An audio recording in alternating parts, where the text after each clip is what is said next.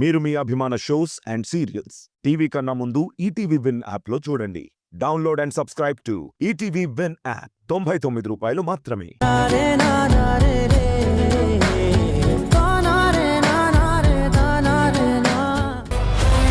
నీకు భయం వేలేదా? చూడండి మేడం, మనం తప్పు చేయనప్పుడు ఎవరికీ భయపడాల్సిన అవసరం లేదు. అతను ఒకప్పుడు క్రిమినల్ అయి ఉండొచ్చు, కానీ జైలు నుంచి బయటకొచ్చాడు. అది కూడా సత్ప్రవర్తన మీద అని మీరే చెప్పారు. అంటే తన ప్రవర్తన మారింది కాబట్టే కదా తనని మీరు బయటికి వదిలేయాలి అని అనుకున్నారు. అలాంటిది ఆ వ్యక్తి గురించి అందరి ముందు అలా మాట్లాడుతున్నారు. పైగా అతని భార్య పిల్లలు కూడా అక్కడే ఉన్నారు. వాళ్ళు ఎంతలా అలా భయపడుతున్నారు. అందుకే అలా మాట్లాడనే తప్ప ఇంకో విషయం కాదు. అంటే పోలీసులంటే నీకు భయం లేదా? పోలీసులను చూసి ఎవరు భయపడాల్సిందేం లేదు.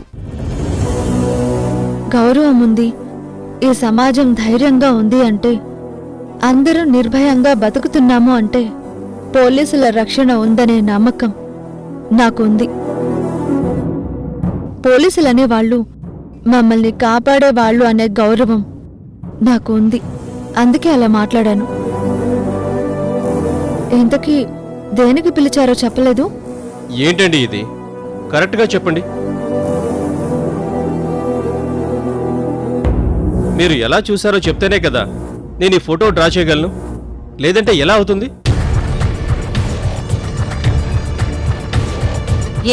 ఏంటి సమస్య? చూడండి మేడం, పోలికలు చెప్పమంటే రకరకాలుగా చెప్తున్నాడు. ఇలా అయితే నేను ఈ డ్రాయింగ్ ఎలా వేస్తాను చెప్పండి. మేడం, మీకు అభ్యంతరం లేకపోతే నేను చెప్పొచ్చా? నువ్వు చెప్తావా? ఎలా? బాబాయ్, మీరు ఎవరిని చూశారో ఇక్కడ మిమ్మల్ని అడుగుతుంటే కంగారు పడుతున్నారు. అతని కళ్ళు ఎలా ఉంటాయి, మొహం ఎలా ఉంటుంది, అదంతా మీరు ఊహించుకొని చెప్పాలి. అది నేను ఎలా చెప్పాలో నాకు అర్థం కావట్లేదమ్మా. మీరు నాకు చెప్పండి బాబాయ్, అతనికి అర్థమయ్యేలా నేను చెప్తాను.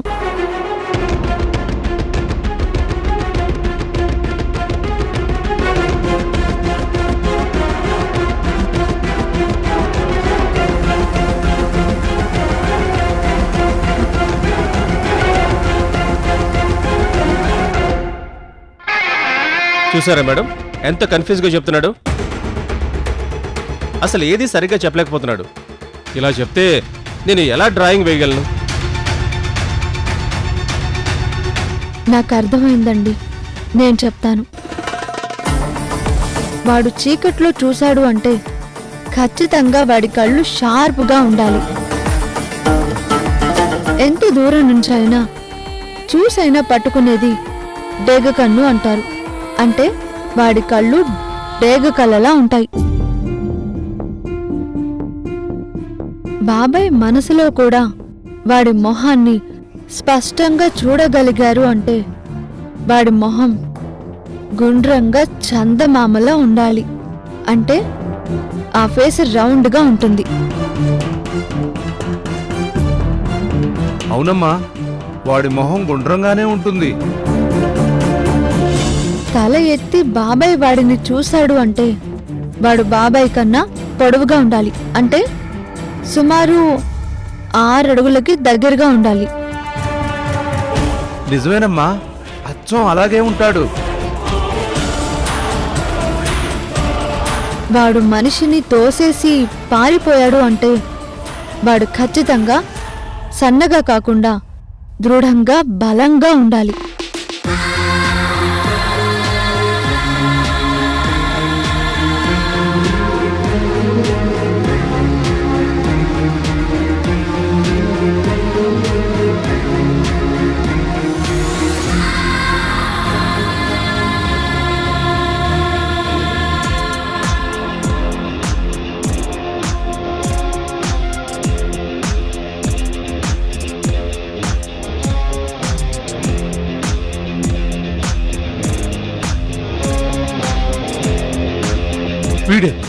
వీడేనమ్మా ఆ రోజు దొంగతనం చేసింది వీడేనమ్మా. నా కూతురు పెళ్లి కోసం బీరువాలో దాచిన బంగారాన్ని డబ్బుని తీసుకెళ్లాడమ్మా. వాణ్ణి వద్దు వద్దు అని ఎంత బతిమిలాడినా నన్ను కొట్టి పారిపోయాడమ్మా. సూపర్ తారా, నువ్వు నిజానికి పోలీస్ డిపార్ట్మెంట్లోనే ఉండాల్సిన దానివి. ఇంత షార్ప్గా మేం మాత్రమే ఆలోచిస్తాం. ఎదుటి వ్యక్తి చెప్పేదాన్ని క్లూస్గా తీసుకొని ఇన్వెస్టిగేట్ చేసి ఆ మనిషి రూపాన్ని గుర్తుపట్టే ఛాన్స్ మా డిపార్ట్మెంట్లో వాళ్లకు మాత్రమే ఉంటాయి. మా వాళ్లకు కూడా అర్థం కాని మాటలు అర్థం చేసుకుని చెప్పావంటే నీ ఇంటెలిజెన్స్ని నేను బాగా యూజ్ చేసుకోవాలి. నాకు ఎప్పుడైనా ఏదైనా హెల్ప్ కావాలంటే చేస్తావా? చెప్పాను కదా మేడం, తప్పకుండా చేస్తాను. నా తమ్ముడు హత్య గురించి నేను ఇన్వెస్టిగేట్ చేస్తున్నాను. ఎటు నుండి వెళ్తున్నా అన్ని దారులు నాకు క్లోజ్ అవుతున్నాయి. సో తప్పకుండా నువ్వు ఆ కేసులో నాకు హెల్ప్ చేయాలి. నీ హెల్ప్ ఉంటే నేను క్రిమినల్ని పట్టుకోగలను అన్న నమ్మకం నాకొచ్చింది. నువ్వు నాకు హెల్ప్ చేస్తాను అన్నందుకు థ్యాంక్ యూ సో మచ్.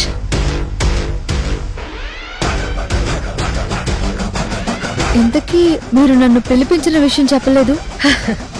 ఇంకేమీ చెప్పక్కర్లేదు తారా.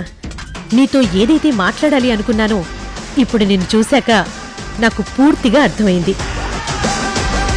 చెప్పాను కదా, నీ సాయం తీసుకునే అవసరం నాకుంది. తప్పకుండా తీసుకుంటాను. ఇక నువ్వు వెళ్ళొచ్చు. సరే మేడం.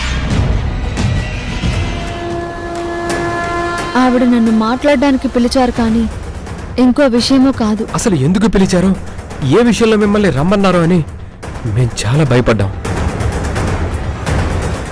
కానీ అసలు నిజానికి ఏం జరిగిందంటే, ఏంటి గోపి, తారని ఎందుకు పిలిచారో తెలిసిపోయింది కదా, ఇంకెందుకు నువ్వు భయపడతావు?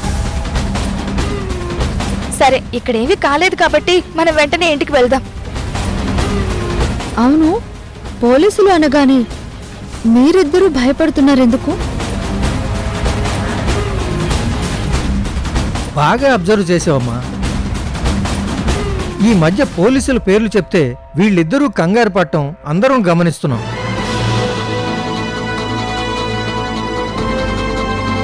అసలు ఎందుకు ఇలా జరుగుతుందో నాకేం అర్థం కావట్లేదు. ఇందులో అర్థం కాకపోవడానికి ఏముంది మావయ్య? పెళ్ళి అనుకుంటున్నాం కదా, పెళ్లి టైంలో ఇంటికి పోలీసులు వచ్చినా, పోలీస్ కేసులన్నా ఎవరికైనా కంగారుగానే ఉంటుంది కదా. అంతకు మించి ఇంకే ఉంటుంది, అంతే కదా? అవును మేడం, అంతే అంతే, ఉమ్. అంతకు మించి ఇంకేం లేదు. సరే, మీరు దేని గురించి భయపడాల్సిన అవసరం లేదు. నేనున్నాను కదా, ఎలాంటి పరిస్థితి అయినా నేను చూసుకుంటాను. మీ దాకా రానివ్వను.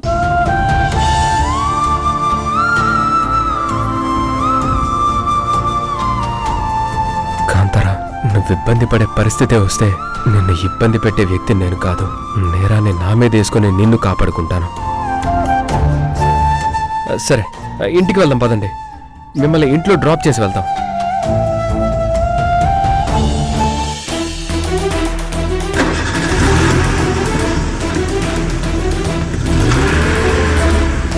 తారా, నువ్వు నేను ఊహించిన దానికన్నా చాలా తెలివైన దానివి. నీ తెలివితేటలతో ఎలాంటి సిచ్యువేషన్ అయినా నువ్వు మార్చగలవు.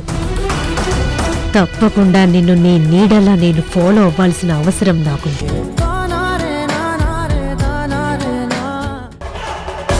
ఆ అనుమానంతోనే ఆ రోజు గుడిలో నన్ను కొట్టింది. కానీ దేవతలా మీరు నన్ను సేవ్ చేశారు. మళ్ళీ మీ జోలికేం రాలేదు కదా? ఇది వరకు మీరు రౌడీజం చేశారని అందరూ చెప్పుకుంటున్నారు, మరి ఇప్పుడు? లేదు మేడం, ఒకప్పుడు రౌడీయిజం చేసేవాణ్ణి. ఎన్నో కేసుల్లో జైలుకి వెళ్ళాను.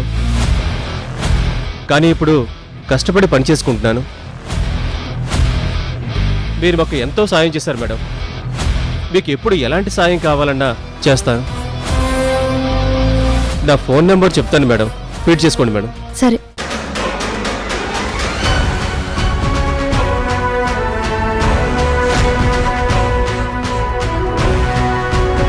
తప్పకుండా మీ అవసరం నాకు పడుతుంది రమేష్. తొందరలోనే మీకు ఫోన్ చేస్తాను. సరే, నేను వస్తాను. మంచిది మేడం.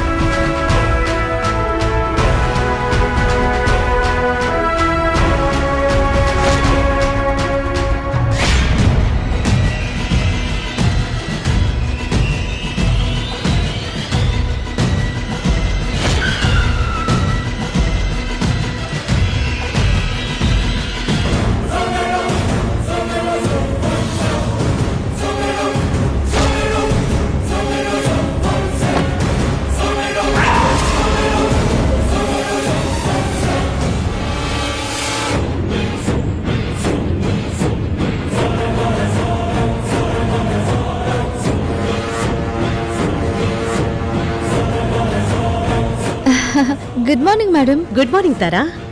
మీరేంటి ఇక్కడికి వచ్చారు? నేను పోలీసుని కదా, క్రిమినల్స్ ని వెతుక్కుంటూ తిరుగుతూనే ఉంటాను. అది సరే, నువ్వేంటి ఇక్కడికి వచ్చావు?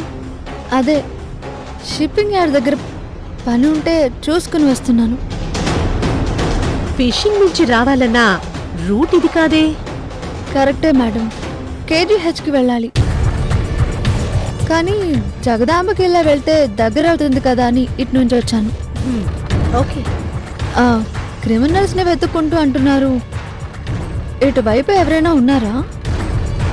నా తమ్ముణ్ణి చంపిన వాళ్ళని నేను వెతుకుతున్నాను. ఎక్కడ ఉన్నారో తెలుసుకునే ప్రయత్నంలో ఉన్నాను. ఒక్కసారి దగ్గరగా ఉన్నా కూడా కనిపెట్టలేము. తర్వాత వాళ్లే అని తెలిసాక ఇన్ని రోజులు ఇక్కడే ఉన్నారు కదా, ఎందుకు పట్టుకోలేకపోయామో అనుకుంటాం. అది కామనే. సరిగ్గా ఒక పని మీద వెళ్దాము అనుకుంటే కార్ అదే టైంకి ట్రబుల్ ఇస్తుంది. మా డ్రైవర్ ముందుగా ఏది చూసుకోడు. డ్రైవర్,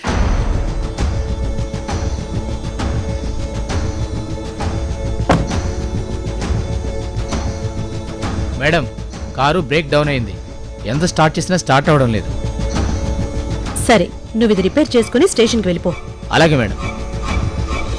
తారా, మీకు అర్జెంట్ పని లేకపోతే నాకు చిన్న హెల్ప్ చేస్తారా? చెప్పండి మేడం. ఒక చిన్న ఇన్ఫర్మేషన్ తెలుసుకోవడానికి వెళ్తున్నాను. ఇఫ్ యు డోంట్ మైండ్, నన్ను అక్కడ డ్రాప్ చేయాలి. తీసుకెళ్తావా?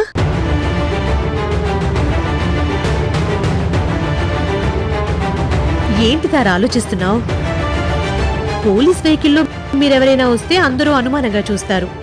కానీ మీ వెహికల్లో పోలీసులు వస్తే ఎవ్వరూ ఏమీ అనుకోరు. పర్వాలేదు మేడం, పోలీసులంటే శత్రువులు కాదు, సమాజాన్ని రక్షించే వాళ్ళు. నాకు మీరంటే చాలా గౌరవం. రండి వెళ్దాం. తారా, ఏమనుకోవద్దు. నేను కొంచెం అర్జెంటుగా వెళ్ళాలి. డ్రైవింగ్ నేను చేస్తాను. పర్వాలేదు మేడం, రండి.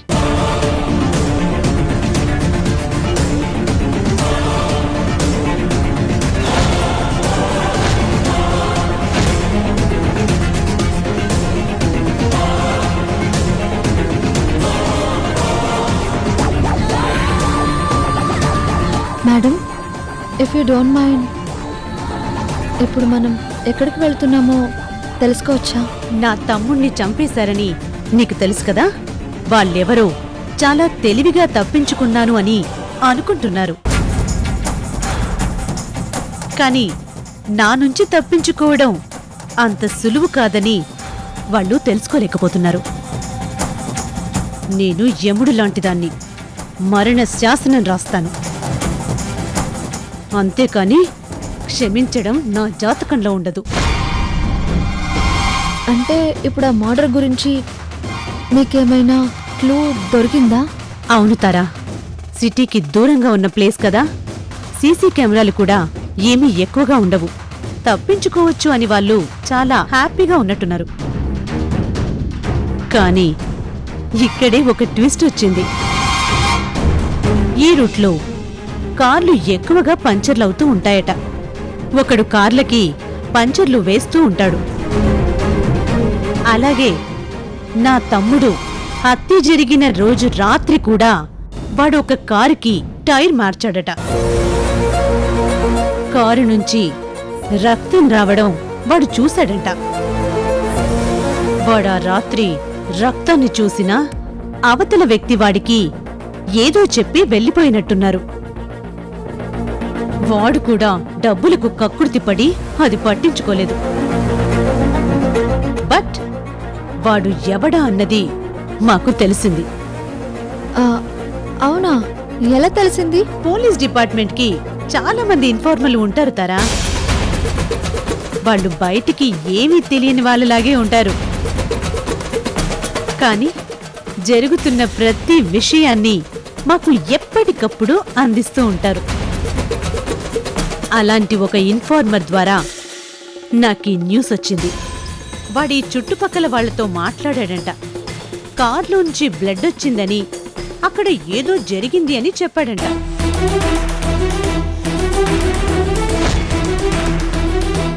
అది కొండవైపు వెళ్లే మార్గం కాబట్టి నా తమ్ముడికి సంబంధించింది ఏమో అన్న అనుమానం నాకొచ్చింది. వాణ్ణి పట్టుకుని స్టేషన్లో నా స్టైల్లో ట్రీట్మెంట్ ఇస్తే మొత్తం బయటికొస్తుంది. క్రిమినల్ ఎవరు అన్నది నాకు తెలిసిపోతుంది.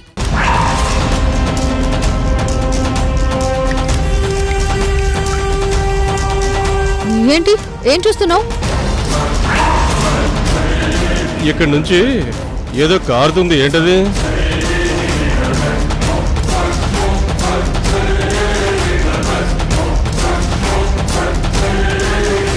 అదేంటి తారా, కారులో ఏసీ రన్నింగ్లోనే ఉన్నా నీకేంటి అలా చెమటలు పడుతున్నాయి? ముందు తుడుచుకో.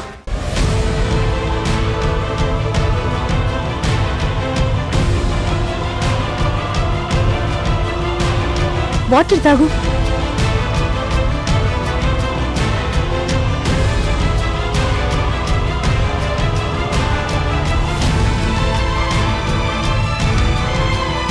అయినా ఎందుకంత టెన్షన్ పడుతున్నావు? అదేం లేదు మేడం. మీరు చెప్పిన విషయాలు వింటుంటే నాకెందుకో కొంచెం భయం వేసింది. అయినా మరీ ఇంతలా ఎంక్వైరీ చేస్తారా? చెయ్యాలి తారా. ఏ కేసైనా సరే పోలీసులు ఇంత డీప్గానే ఉంటారు. అలాంటిది నేను ప్రాణంగా చూసుకుని నా తమ్ముణ్ణి చంపేసి తప్పించుకున్న వాడిని నేనెలా వదిలేస్తాను? వాణ్ణి పట్టుకుని కసి తీరా చిత్రహింసలు పెట్టి చంపే వరకు నేను నిద్రపోను. ఈ రూట్ నుంచే ఆ రోజు తప్పించుకున్నారు.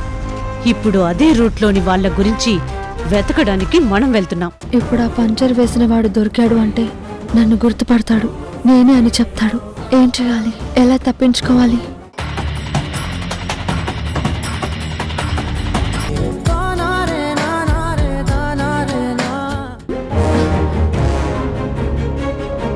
ఏంటి మేడం, ఏమైంది?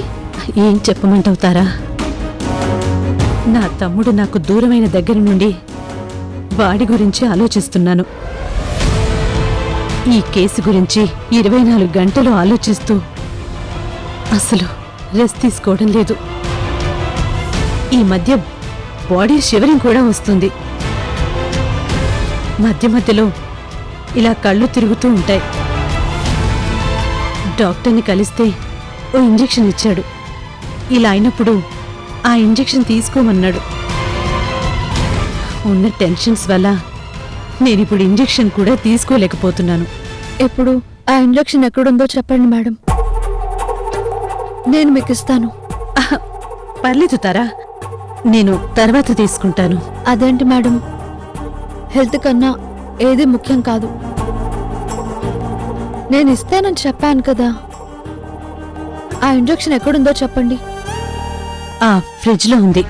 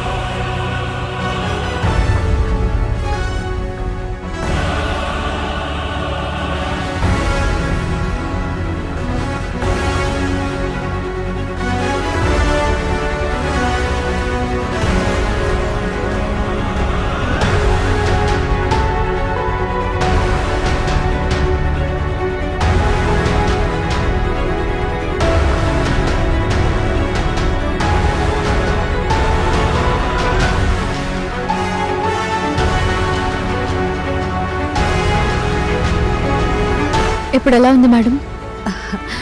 కొంచెం పర్వాలేదు.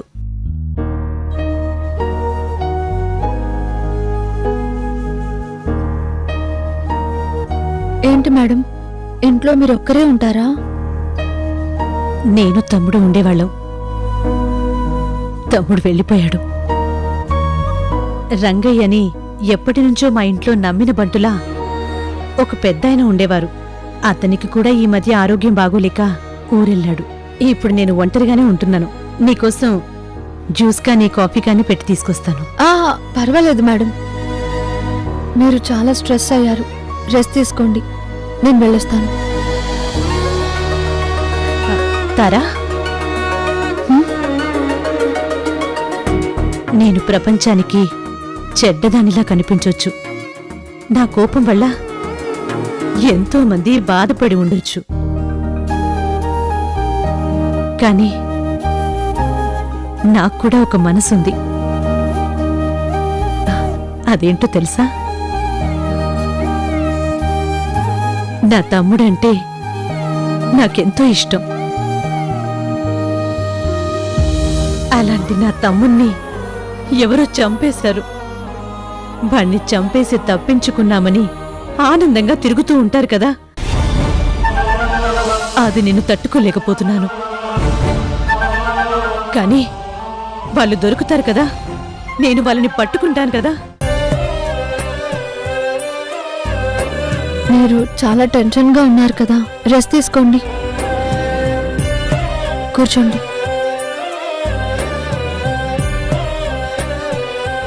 నేను వస్తాను.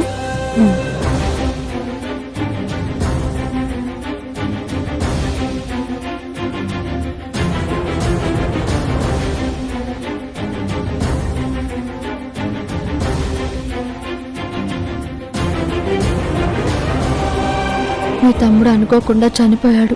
ఎవరు తనని హత్య చేయలేదు. తన బుద్ధే తన ప్రాణం తీసేలా చేసింది. అది మీరు తెలుసుకోలేకపోతున్నారు.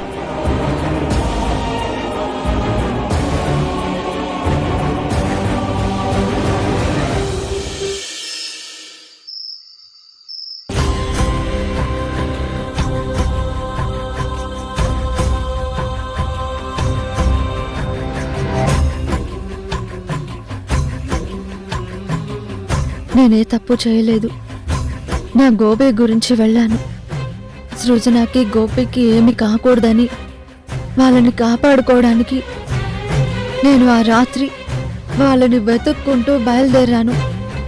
వీడక్కడ కొండల్లో పడిపోయి ఉంటే సాటి మనిషిగా సహాయం చెయ్యాలి అనుకున్నాను. కానీ వాడొక మృగంలా నన్నే అనుభవించాలనుకున్నాడు. వాడి నుంచి తప్పించుకుని ప్రయత్నం చేశానే కానీ చంపాలి అనుకోలేదు. వాడే కారుకి అడ్డంగా వచ్చి వాడి ప్రాణాలు పోగొట్టుకున్నాడు.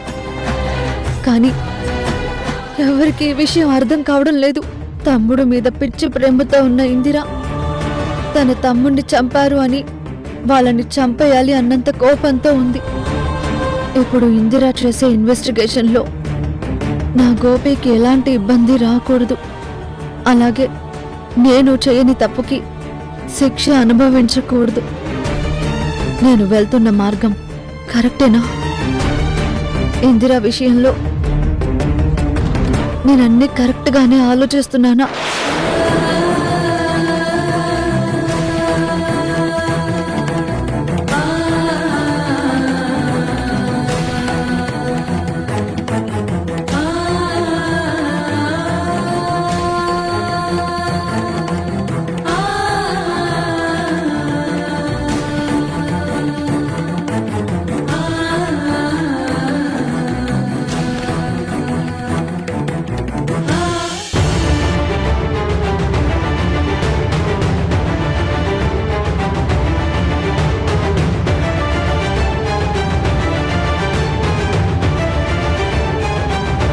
మేడం, ఇదంతా నేనే చేశాను. కానీ మీ తమ్ముణ్ణి నేనేం చంపాలనుకోలేదు.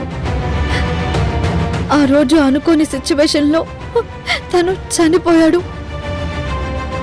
అక్కడ చనిపోయాడంటే ఎవరు నమ్మరు కాబట్టి నేను తనని ఎక్కడైతే చూశానో అక్కడికి తీసుకొచ్చి వదిలేసానే తప్ప నేను మీ తమ్ముణ్ణి చంపలేదు. ఆటెస్ చెప్తున్నాను. నేను చేసిన ఎంక్వైరీలో నువ్వే దోషివని తెలిసింది. నా తమ్ముడిని చంపిన వాళ్ల మీద కక్ష తీర్చుకోవాలి అని అనుకుంటున్నాను.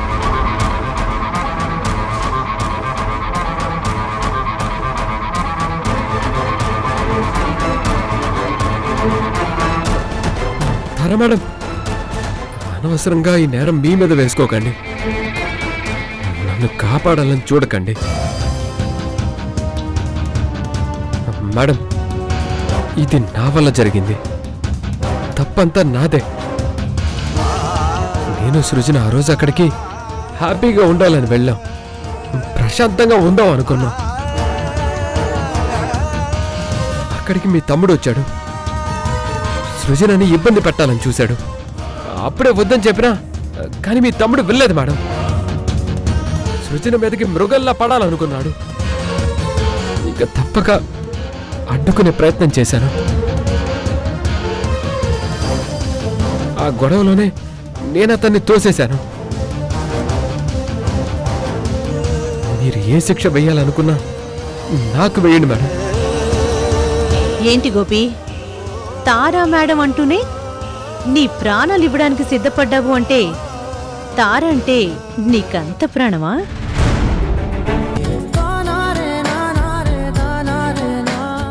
ఇంద్ర కూడా ఇక్కడికి వచ్చిందనుకో, దాని కంట్లో నేను పడతాను. నేను దాని దృష్టిలోకి వెళ్ళానంటే నా పరిస్థితి ఏమవుతుందో ఆలోచించు. అసలే అది దాని తమ్ముడిని చంపిన వాళ్ళు దొరక్క అది పిచ్చెక్కినట్టు తిరుగుతోంది. పాత కేసులన్నీ తిరిగి తోడుతోందని తెలుస్తోంది.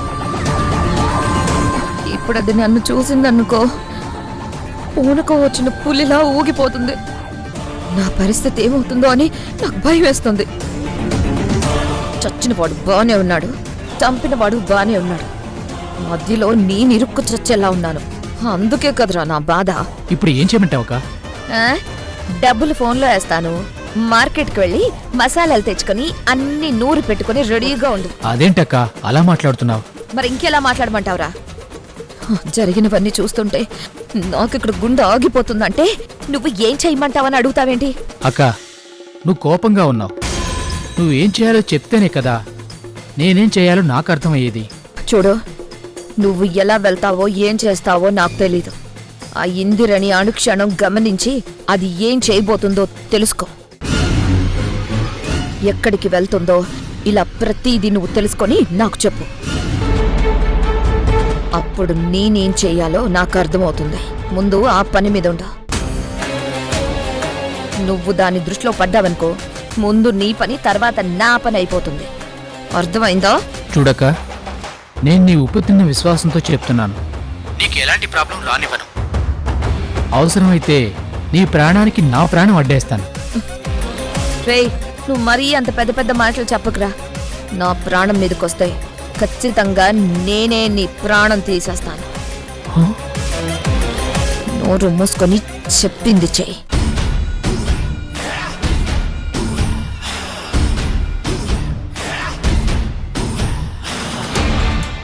ఏ తప్పు చేయని నేను ఇంతలా దడుచుకుంటున్నాను. అసలు చంపిన వాళ్ళు ఎక్కడున్నారో, ఎలా ఉన్నారో, ఏం చేస్తున్నారో.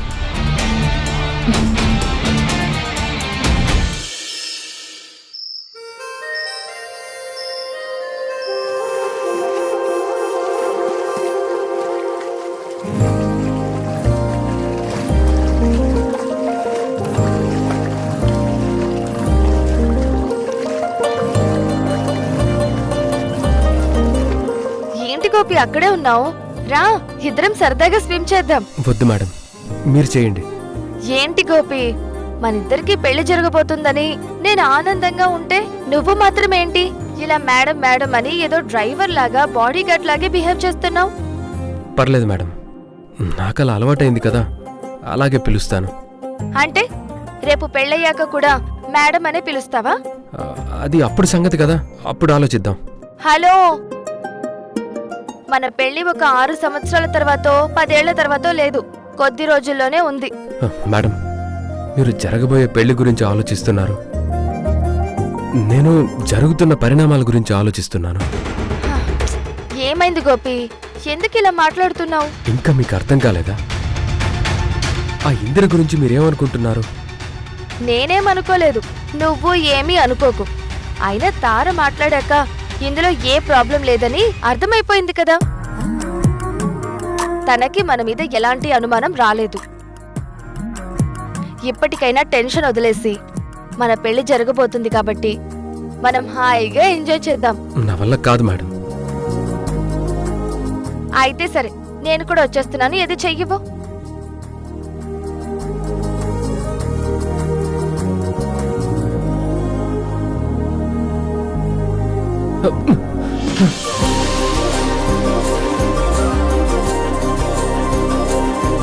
ఏంటి మేడం, ఏం చేస్తున్నారు? నేను మాటలతో చెప్పాను, నువ్వు వెళ్ళలేదు. అందుకే నిన్ను పడేశాను. మీరెప్పుడూ పడేశారు కదా మేడం నన్ను, మళ్ళీ ఇప్పుడు పడేయటమే ఉంది. నిజమే, ముందు నేను నీకు పడిపోయాను, తర్వాత నిన్ను పడేశాను. కానీ ఆ తర్వాతే అసలు కథ మొదలైంది. మనిద్దరం లవ్ చేసుకుంటున్నట్టు లేదు, ఏదో క్రైమ్ రిపోర్ట్స్ కోసం పోస్టల్ మీద పోజులు ఇచ్చినట్టుగా. ఎప్పుడు సీరియస్ గా ఉంటే చూసే వాళ్ళకి మనకి కూడా చిరాగ్గా ఉంటుంది. అందుకే అన్నీ మర్చిపోయి ఎంజాయ్ చేద్దాం. కమాన్.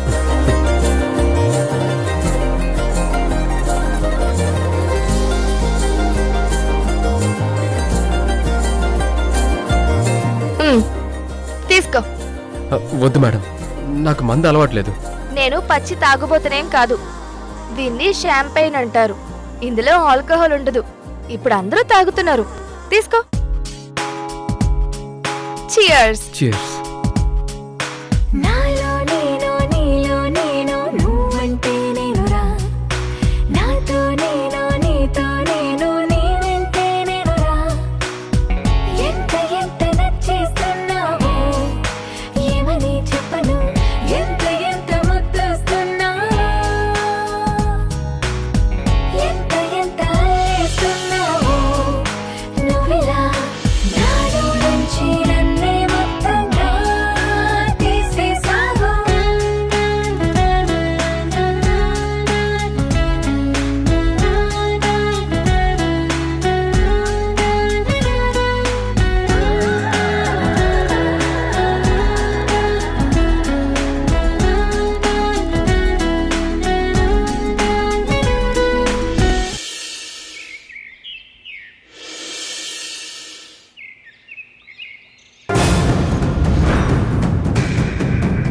ఆ ఇందరు ఇక్కడే ఉందని అక్క చెప్పింది. మరి ఎక్కడుందో ఏం చేస్తుందో ఎలా తెలుసుకోవాలి?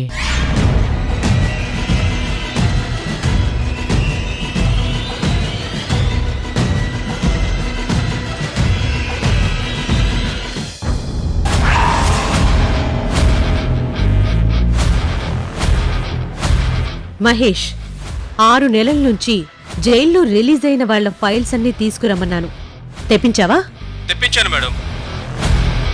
అయినా మీ హ్యాండ్ ఓవర్లో జరిగిన కేసుల తాలూకు ఫైల్స్ తెమ్మన్నారు కదా, ఎందుకు మేడం? 2 తెలుగు రాష్ట్రాల్లో ఎన్ని జైళ్లు ఉన్నాయి, అన్ని ఫైల్స్ తీసుకురావడం అయ్యే పనేనా? అందుకే నా జ్యుడిషియల్ పరిధిలో నేను ఇన్వెస్టిగేట్ చేసి శిక్ష వేయించిన వాళ్ళకి నా మీద కోపముంటుంది. అలాంటి వాళ్ళు జైలు నుంచి బయటికి వస్తే వాళ్ళు ఎవరైనా నా తమ్ముడి మీద అటాక్ చేసే అవకాశం ఉంది. అందుకే నా అనుమానితుల అందరి లిస్టు నేను తెప్పించమన్నాను. వాళ్ళందర్నీ తీసుకొచ్చి నా స్టైల్లో ఇంటరాగేట్ చేస్తే అందులో ఎవరో ఒకరు తప్పకుండా దొరుకుతారు. అక్క, నువ్వు ఆలోచించింది కరెక్టే. ఈ ఇందిర పాత ఫైల్స్ అన్ని వెనక్కి తీస్తుంది. అందులో ఖచ్చితంగా నీ ఫైల్ దొరికిందంటే స్టేషన్లో నీకు కూడా కోటింగ్ ఉంటుంది. నువ్వు భయపడ్డంలో ఎలాంటి అనుమానం లేదు. ఇంకా కొన్ని ఫైల్స్ రావాలి మేడం, అవి నేను తెప్పిస్తున్నాను. అన్ని వచ్చాక మీ టేబుల్ దగ్గర తీసుకొస్తాను. అవన్నీ తొందరగా రావాలి. ఇప్పటికే కేసు చాలా డిలే అవుతుంది. అందుకే అనుమానం ఉన్న ప్రతి వాళ్ళని నా స్టైల్లో ట్రీట్మెంట్ చేస్తే కేసు మొత్తం అదే క్లారిటీకి వస్తుంది. ఇమ్మీడియట్గా అన్నీ నాకు కావాలి.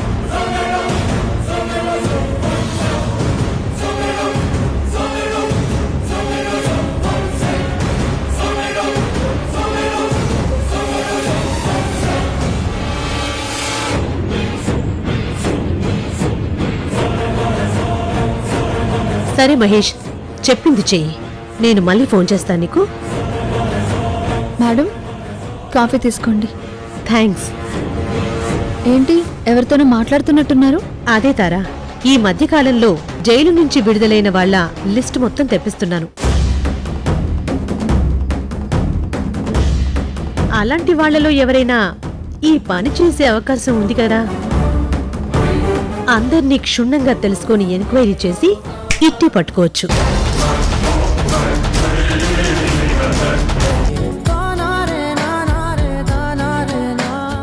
నువ్వు ఫోన్ పెట్టే, మళ్ళీ ఇంద్ర కంట పడకుండా జాగ్రత్తగా తనని అబ్జర్వ్ చేయి.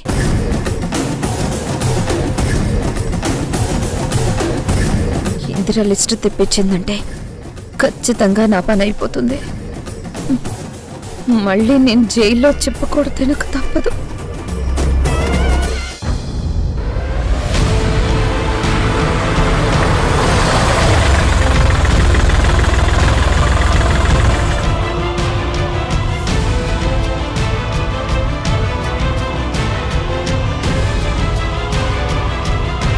ఏంటి గోపి, సరదాగా బయటికి వెళ్దామని చెప్తే నువ్వేంటి ఇలా సెంట్రల్ జైలు దగ్గరికి తీసుకొచ్చి కారులో కూర్చోబెట్టి చూపిస్తున్నావు?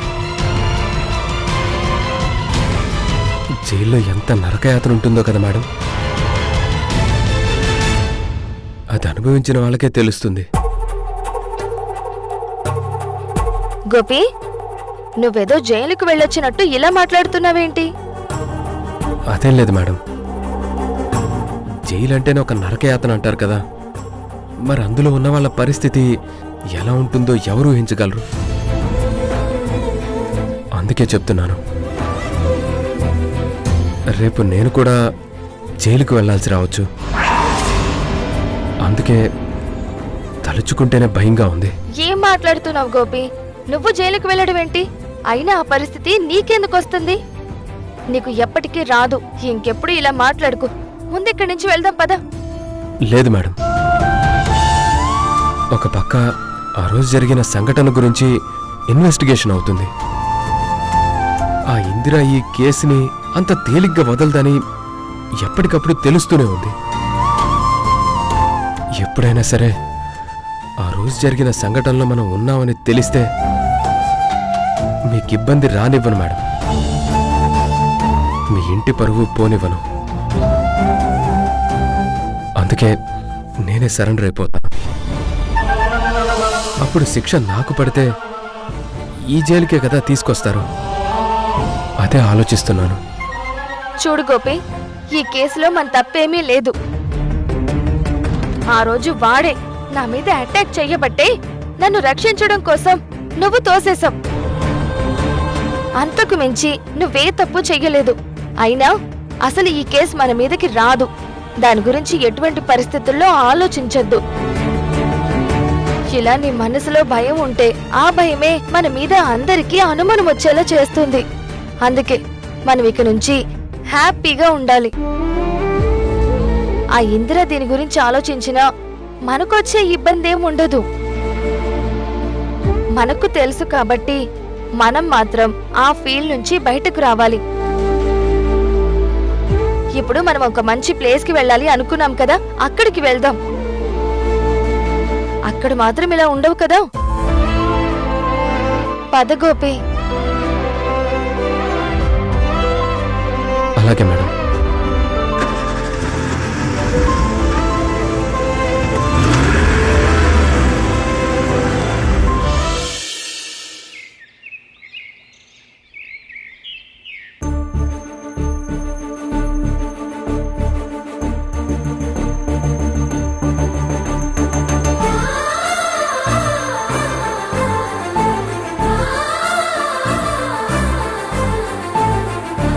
నువ్వు వడ్డించుకో, ఇద్దరం కలిసి తిందాం. పర్వాలేదు మేడం, ముందు మీరు తినండి.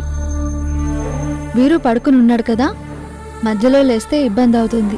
మీరు తిన్నాక నేను తింటాను. పర్వాలేదు తారా, ముందు నువ్వు తిను, తర్వాత నేను తింటాను. పర్వాలేదు మేడం, అతిథి దేవో భవ అంటారు కదా, మీరిప్పుడు నాకు అతిథి. ముందు మీరు తిన్నాకే నేను తినాలి. నా గురించి ఆలోచించకండి.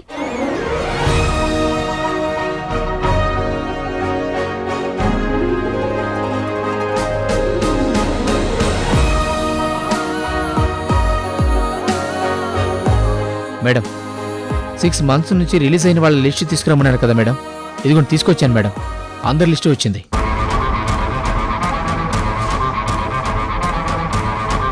ఇప్పుడు ఈ ఫైల్లో ఖచ్చితంగా నా గోపి డీటెయిల్స్ కూడా ఉండే ఉంటాయి. ఇప్పుడు గోపి ఫోటో చూసిందంటే చాలా ప్రమాదం అవుతుంది. అసలు ఇందులో గోపి ఫోటో ఉందో లేదో నేను తెలుసుకోవాలి. గోపి జైలు జీవితాన్ని అనుభవించడం ఇక్కడ నాకు తప్ప ఆ విషయం ఎవ్వరికీ తెలియదు. తారా, మేడం, ఏంటి తారా ఏదో ఆలోచిస్తున్నట్టున్నావు? ఏం లేదు మేడం, ఏదో గతానికి సంబంధించింది గుర్తొచ్చింది, అంతే. మీకు సాంబార్ ఏమంటారా? తర్వాత తీసుకుంటారు.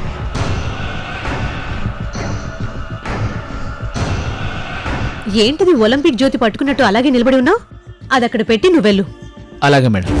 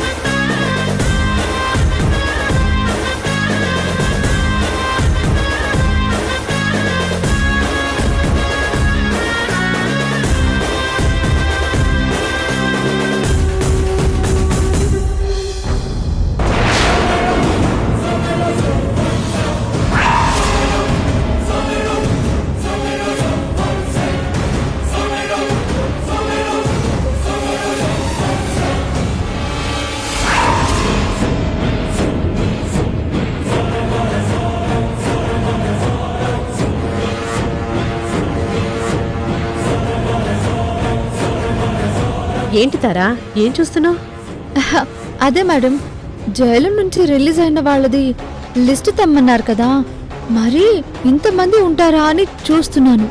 అవి కేవలం నేను ఇన్వెస్టిగేట్ చేసి శిక్షలు వేయించిన వాళ్ళవి మాత్రమే, అన్ని జైళ్ళవి కాదు. స్టేట్లో మొత్తం ఎన్ని జైళ్లున్నాయి? అందరి లిస్టు నేను తెప్పించుకోలేను కదా.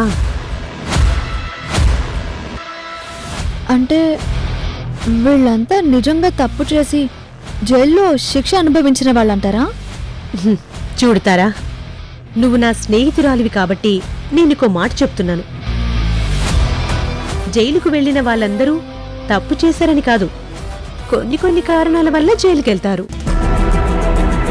అలాగే బయట ఉన్న వాళ్ళంతా మంచి వాళ్ళని కాదు, ఎన్నో పెద్ద పెద్ద నేరాలు చేసి చాలా తెలివిగా తప్పించుకొని బయట తిరుగుతున్న వాళ్ళు చాలా మంది ఉన్నారు. ఇలా మొత్తం అందరినీ పట్టుకుంటే ఇప్పుడున్న జైళ్లు సరిపోవు. ఒక పోలీస్ ఆఫీసర్గా నేను చెప్పకూడదు, స్నేహితురాలిగా అడిగావు కాబట్టి చెప్పాను.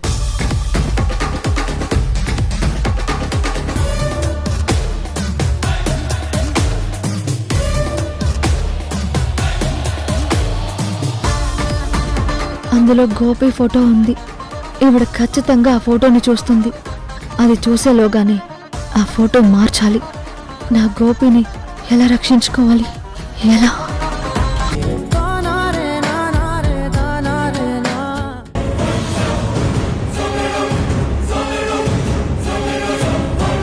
ఏంటి తారా, ఈ ఫైల్ ఈ టైంలో ఎందుకు చూస్తున్నావు? అది మేడం, పొద్దున్న మీరు చెప్పారు కదా, అందరికీ శిక్షలు పడవు, హంతకులకి మాత్రమే పడతాయి అని. నిజంగా ఈ ఫైల్లో ఉన్న వాళ్ళంతా నేరస్తులేనా అని చూడాలనుకుంటున్నాను. వద్దు తారా, ఇలాంటి ఫైల్స్ నువ్వు చూడకూడదు. నేను నీ ఇంట్లో ఉంటున్నాను కాబట్టి ఫైల్ కూడా ఇక్కడే ఉంది. అలా అని నువ్వు చూస్తే ఇబ్బంది అవుతుంది. లేదు మేడం, చెప్పాను కదా, కొంతమంది తప్పు చేసినా శిక్ష పడదు అంటారు. కొంతమంది ఏమో తప్పు చేయకపోయినా అనవసరంగా శిక్ష అనుభవిస్తూ ఉంటారు. అందులో అలాంటి వాళ్ళు ఉండొచ్చు కదా, అందుకే చూడాలి అనుకున్నాను. నిజమే తారా, కానీ కొంతమంది తప్పు చేసి తప్పించుకొని బయట తిరుగుతున్నారు. దానికి నిదర్శనం ఎవరో కాదు, నా తమ్ముడిని చంపేసిన వాళ్లే. బహుశా నాకు దగ్గర్లోనే వాళ్ళుండుండొచ్చు, కానీ నేనే వాళ్ళు ఎవరో తెలుసుకోలేకపోతున్నాను. అలా అని ఎప్పుడూ ఒకేలా ఉంటుందనుకోకు, తొందరలోనే వాళ్ళు దొరుకుతారు. అంటే మేడం, మీ తమ్ముడు కూడా ఏదో తప్పు చేశాడని మీరే చెప్పారు కదా. మరి అలాంటప్పుడు ఆ మనిషికి కూడా శిక్ష పడకపోతే ఎలా?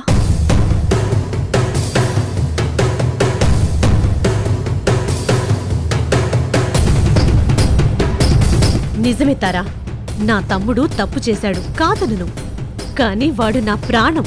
అలాంటివాడు మట్టిలో కలిసిపోయాడు. అలాంటి వాళ్ళని వదిలేయమంటావా? శిక్ష పడకుండా చేయమంటావా? అందుకే నేనే వాళ్ళకి శిక్ష విధించాలి అనుకుంటున్నాను. కన్నుకి కన్ను, పన్నుకి పన్ను అని ఫ్యాక్షన్ లీడర్లు చెప్పేవారు. అలాగే ఇప్పుడు నేను చెప్తున్నాను. నా తమ్ముడు ప్రాణం తీసిన వాళ్ల ప్రాణం తీయడమే నేను వేసే శిక్ష. అది మీరు చేస్తున్న వృత్తికి విరుద్ధం కదా మేడం. ప్రాణానికి ప్రాణం అన్నది ఏ చట్టంలో లేదు కదా. అది మీరెందుకు అర్థం చేసుకోవడం లేదు? అలాగే నా తమ్ముడిని చంపమని ఏ చట్టం చెప్పలేదు కదా. అవతలి వాళ్ళు చంపేశారు కదా, అలాంటి వాళ్ళని నేనెందుకు వదిలేయాలి? నా తమ్ముడి ప్రాణం తీసిన వాళ్ళని ఊపిరితో నేనెందుకు ఉంచాలి?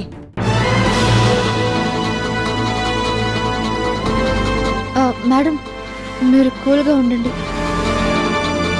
మీరు ఎక్కువగా టెన్షన్ పడితే మీ హెల్త్కి ఇబ్బంది అవుతుంది. Please cool.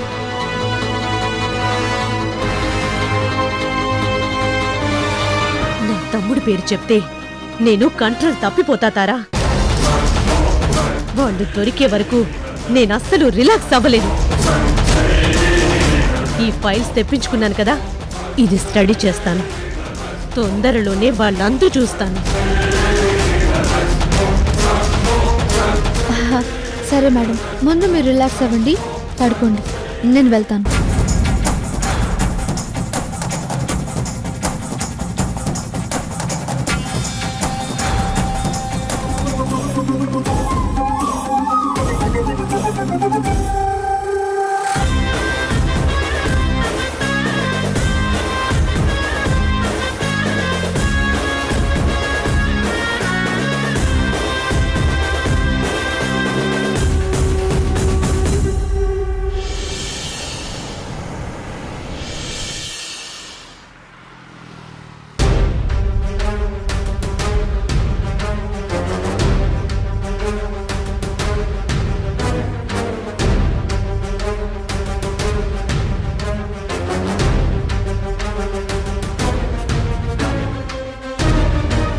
గోపి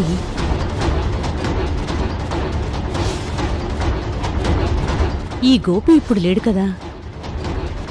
వీడు అనారోగ్యంతో చనిపోయాడు అని తెలిసింది. ఇంక వీడి గురించి వెతకడం అనవసరం.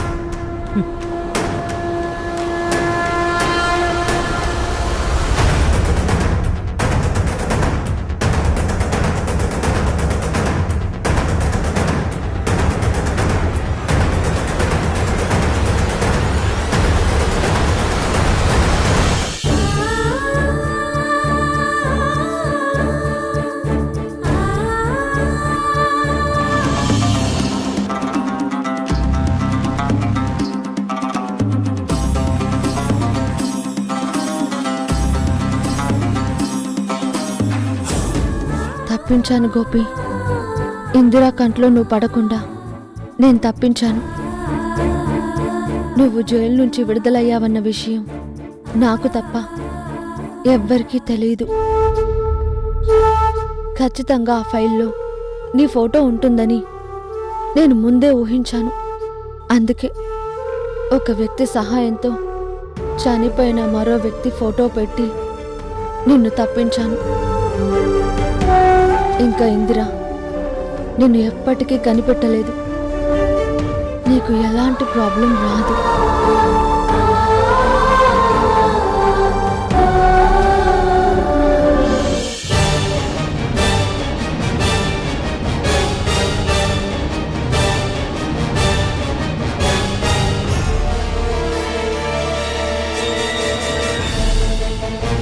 ఇందిర ఒక ఫైల్తో లోపలికి వెళ్ళింది.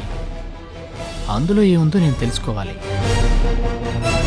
జైలు నుంచి విడుదలైన వాళ్ళ ఫైల్ తీసుకురమ్మని మొన్న చెప్పింది. ఒకవేళ అదే ఫైల్ అయితే అక్క పేరు కూడా అందులో ఉండే ఉంటుంది. ఎలా తెలుసుకోవాలి?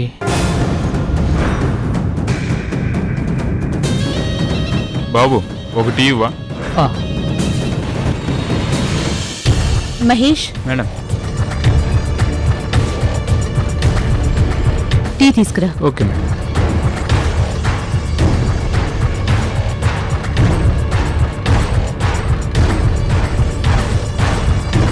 బాబు సార్. లోపలికి రా, మేడంకి టీ కావాలని. అలాగే సార్. అమ్మయ్యా, మంచి అవకాశం దొరికింది.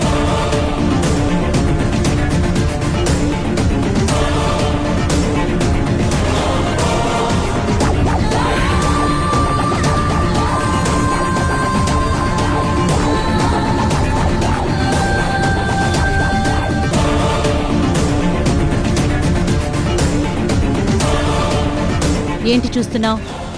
తల పగిలిపోతుంది. టీ ఇవ్వు. అలాగే మేడం.